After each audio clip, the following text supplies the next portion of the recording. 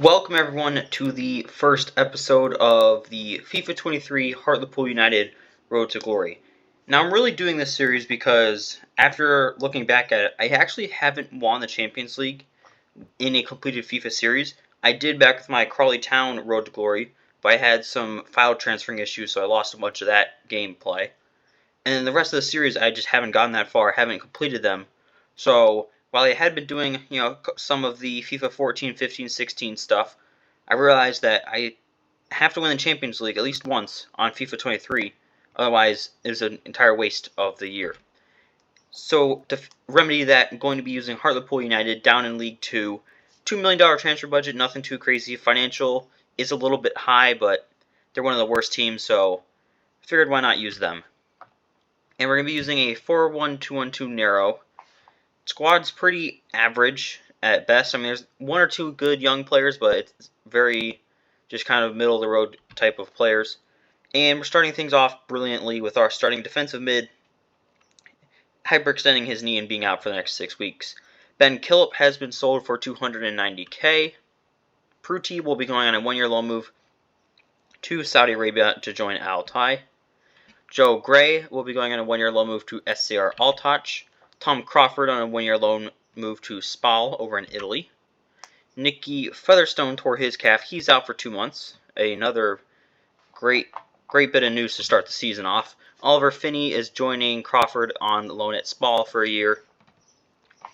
And I've decided to invest pretty heavily in the youth academy to start things off. 4-star scout going to Saudi Arabia to get some playmakers. 1-star scout going to Australia, get some strong players, and 1-star to New Zealand. We won Manager of the Month for the month of November, actually October. And now it's time for our first played game of the series, traveling to the Crown Ground to face off against Accrington in the FA Cup. The lineup that we're going for is pretty much what it was at the beginning of the season. Haven't added anybody to replace anything. Feel like I'll do decently well. Accrington are a weaker League One squad, so we'll see how things go.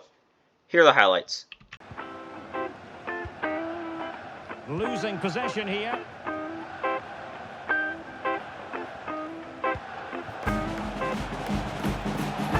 And played in. Can he finish here? A truly magnificent. Well, it could be on for him here. What an important piece of defending.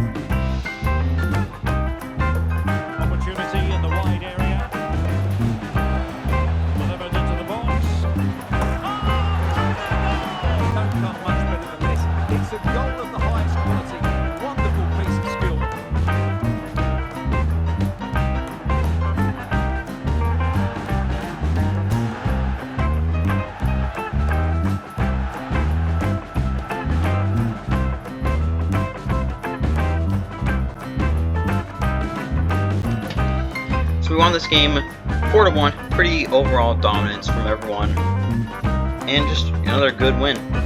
Halfway through the calendar year in the league, 5 points off of 5 points off the playoff spot. So needed an extra improvement or two. And Jesus Gomez will be hopefully helping that acquisition. Amazing mustache, very good potential. He's physical and he's quick, so exactly what I want in a defensive midfielder. Then we have Hawassawi joining the team's Saudi Arabian center mid. Just a pretty good player. Potential isn't that great, but dynamic potential can remedy that. Zahar Al-Dossari, good dribbler. That is pretty much about it, so it'll be interesting to see how we can work him into the team. Next round of the FA Cup, we drew against Reading. We lost the game 3-1. Hawassawi has been sold to The Gerfors IF, I believe, over in Sweden. Al Dossary has been sold to FC Joa over in India, and Jesus Gomez to IK Sirius in Sweden. Nicky Featherstone will be joining Northampton at the end of the year once his contract expires. Kieran will be sold to Bristol Rovers for just under $250,000. Wes McDonald will be joining Forest Green once his contract expires. Daniel Dodds will be joining Grimsby for $320,000. And joining the team from the Youth Academy is Dakir Ahmed, Saudi Arabian attacking midfielder. He's 6'2", pretty big for an attacking midfielder, so gives him some good leverage into making the first team squad. And potential 70 to 82, nothing great but good for now. Same goes for Ibrahim, not the greatest of potential, but it'll at least do for now. And same goes for Salah. Jude Taylor is a definite work in progress at that right back position.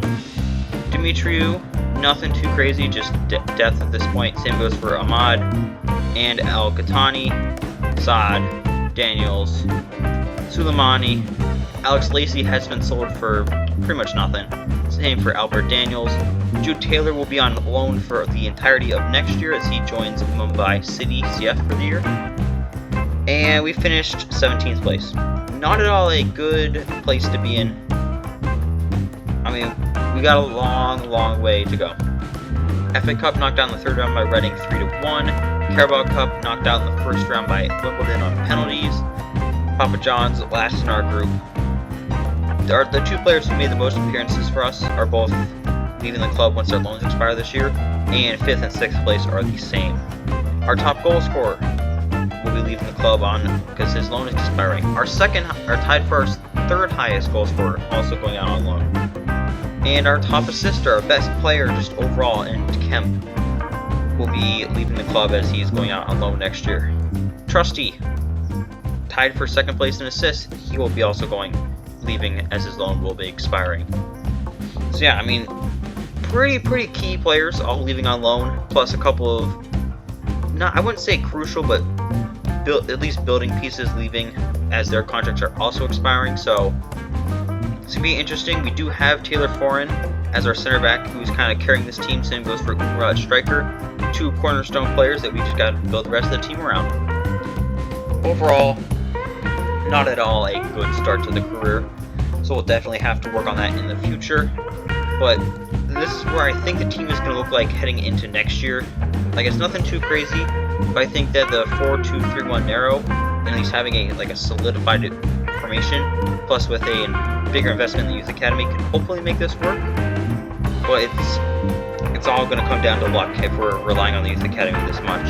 And I have to kind of rely on the youth academy that much because the board has strict financial requirements. So I understand there was a risk when I took the job, but still would like a little bit more leeway in buying some players.